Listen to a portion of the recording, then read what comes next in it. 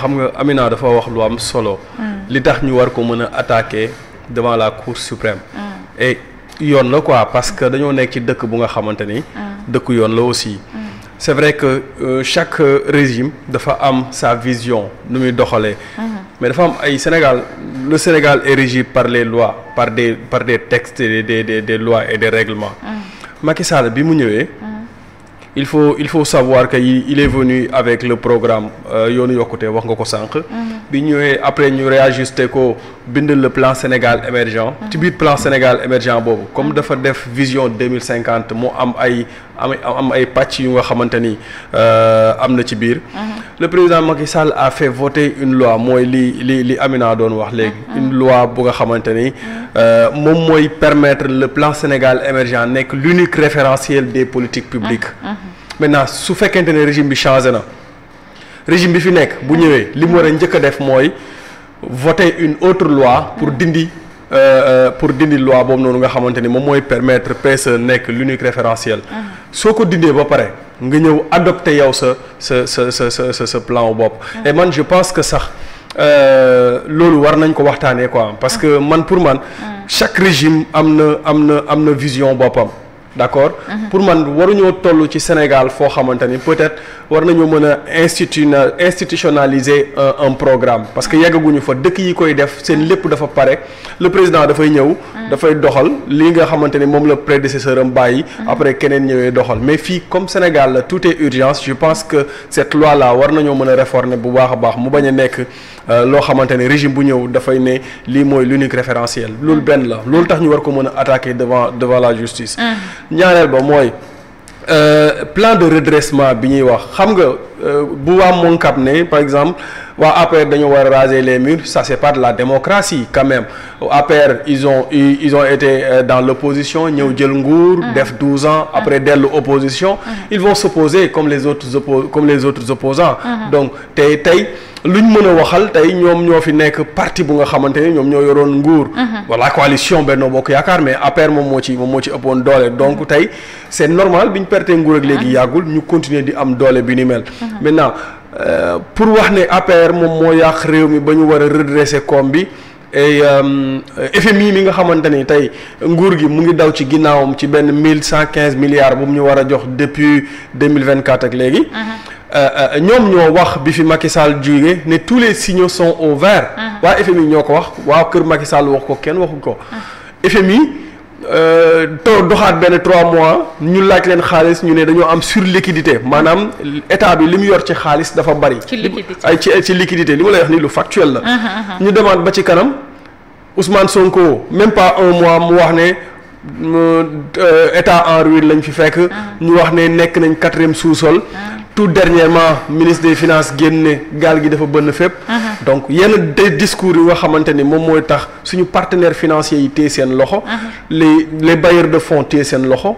donc loolu aussi dafay nërmeel li nga xamante ni moom mooy koom donc bu ñu tolloo fii. ba Sénégal am ay jafe-jafe ci wàllum koom. et moi je pense que. Pastef daf ci am wàll bu rëy parce que bi ñu ñëw quand même FMI moo waxoon ne tous les signaux étaient au vert. l'APR def na fi lu baax comme def na fi lu bon. li ñuy wax naan daanu dajul suuf. ci côté bilan immatériel mën nañ cee discuter xam ne peut-être Benno Bokk Yaakaar am na lu bari loo xamante ni waroon na ko mën a def. defu ko réussir ko ci bilan immatériel. mais quand même bi ñuy dem le président Macky Sall a fait un livre bilan. de je pense ay 122 pages yooyu noonu. dans le livre bilan mu am des réalisations yu nga xamante ni. ñoom bàyyi nañ ko fi ak des projets yu nga xamante ni plus de 80 projets xaw ma 85 projets yoo xamante ni c'est déjà financé ñëw doxal rek moom moo ci des et c'est dans le li ma lay wax nii c'est dans le livre bilan de Macky Sall. ma jàppale nag ci côté boobu noonu Macky Sall a fait un exploit bi mu def mooy ay prédécesseurs am. defuñu woon livre bilan moom bi mu ñëwee bi muy dem bàyyi na fi benn livre bilan boo xam ne ku ko lire gis ne lii Macky Sall moom moo ko def. ci côté immatériel nag mën nañ cee wax parce que diggante 2021 jàpp 2024 y a beaucoup de choses à dire. ci li nga xamante ni xew na fi ci répression yi nit ñi faatu yeeg yi ni mel mais. wax ne ci côté koom fi ñu toll Macky Sall moo ko fa yóbbu wala waa kër Macky Sall je ne suis pas du tout d'accord. beneen bi mooy le plan de redressement bii nii dafa nekk un plan inachevé. c'est waa Moncap. waaw le plan de redressement dafa nekk un plan inachevé parce que boo leen dégloo bu baax a baax ci forme bi déjà le premier ministre Ousmane Sonko xawma le président légitime Ousmane Sonko. su waxee ni buy wax da ngay gis mu ne lii dafay des ci approbation wu président de la République bëgg nañoo def lii bëgg nañoo def lee. Donc le plan de redressement daf ko tàllal sur. fii ak maanaam sur 3 ans ou 4 ans maanaam dafay dem ba fi 2029 cela veut dire quoi cela veut dire que diggante jamono ji ba 2029 n'attendons rien ci gouvernement bi lu dul récupérer ay impôts jéem a wut xaalis maintenant xaalis boobu noonu ñuy wut ba léegi ñoom waxuñu lan lañ ciy def parce que ñun ba léegi xamaguñu ñi nga xamante ni ñoom ñooy sa gouvernement la lan mooy seen i axe prioritaire lan lañ bëgg a def ci 5 ans yi nii mandat bi fan lañ ko bëgg a accès judiciarisation du mandat wala boog dañ bëgg a def ay résultats wala dañ bëgg a redresser ba 2029 du coup loolu flou la loo xamante ni tey pour man nekk na loo xamante ni lu ñu war a nangul tamit moomoo parce que quand le président Macky Sall a hérité de ce pays des mains du président Abdoulaye Wade loolu lañu doon wax aussi parce que c'était difficile ci at yu njëkk Abdoulaye Wade bi muy dem daf ne Macky Sall 3 mois du fay salaire waaw c'était difficile c'était difficile Macky Sall qu'est-ce qu'il a fait? non Macky Sall moom jëlul lépp mu amputé ko président Abdoulaye Wade dafa ñëw rek commencé nekk ci. C'est exactement. Et c'était difficile au début. Oui. C'était très difficile au début. Mais après, il a vu le bout du tunnel, l'importance de changer yoonu yokkute bi en plan Sénégal émergent bi nga xamante ne tey ci la FMI sukkandiku pour di ñu mën a financer. te loolu lépp par nu mu tuddati par li nga xamante ne moom la teg muy ay projets yoo xamante ne tey mën na indiwaat xaalis ba tax FMI wóolu ko di ko lebal saa yu soxlaa. Donc aujourd'hui est-ce que ñii tamit duñ leen nangul peut-être ni ci ñoom ci loolu ñu nekk maanaam joyanti peut-être quelques couacs yoo xamante ne ñoom jàpp nañu ni moom moo tax tey ji ñu ni waa secteur santé am nañu problème waa greffier yi am nañ problème les enseignants ñu ngi à côté et je pense que bu école ubbee rek dinañ commencer yëngal ñi nga xamante ni ñoom ñooy baykat yi peut-être intrants yi am nañu jot am nañu jotul Touba ndox maa ngi fa tege entre autres problèmes yi fi nekk à chaque fois on met ça sur le dos du président Macky Sall.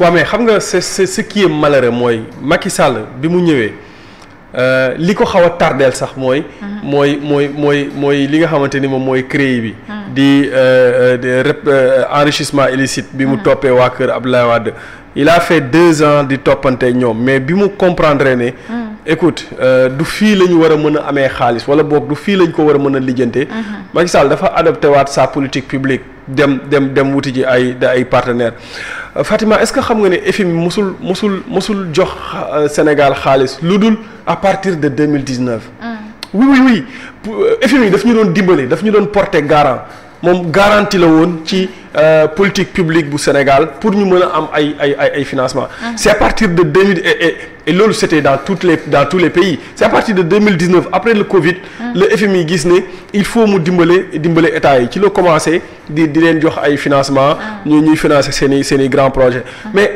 Macky Sall bi mu ñëwee bi ko Abdoulaye Wade ne ko 3 mois doo fay salaire dafa takk ndigam dem wuti ji ay partenaires mais ñi nag ça fait 16 mois bi ñu ñëwee ak léegi mais chaque jour dañuy jël lépp wékk ko ci kaw ci ndodd Macky Sall ma ne leen yéen da ngeen a ñëw ne Macky Sall yàq na réew mi Sénégalais yi gëm leen ngeen ne Macky Sall sàcc na alalu réew mi Sénégalais yi gëm leen léegi ngeen ne Macky Sall dugal na réew mi ci guuta en 2017 Ousmane Sonko bi muy présenté son livre solution xam nga boobu mu ngi wax maanaam Macky Sall fi mu yóbbu économiquement ce pays là donc avant le plan de redressement Ousmane Sonko xamoon na ne maanaam Macky Sall yàq na réew mi léegi bu ñu ko joxee réew mi ñu ñëw avec leur livre solution léegi livre bi waxatuñ ci dara ñu ñëw indil ñu SND vision 2050 bon ñu ne peut-être lii buñ ci jàppee au moins dina am toute réalisation mais ñu dem ba ci biir le premier ministre nous présente un plan de redressement présenté par le premier ministre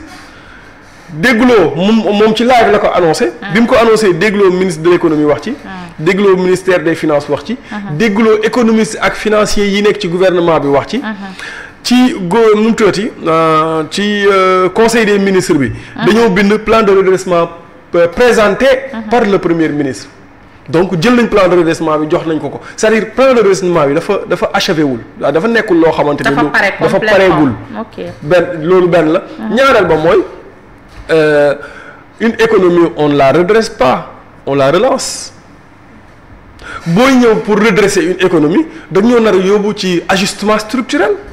Ajustement structurel quand on a vécu ça au Sénégal ça a été très difficile. ci nga gisoon les subventions ñu koy teggi. ceeb bi cher diwlin cher courant matatul ndox mi cher.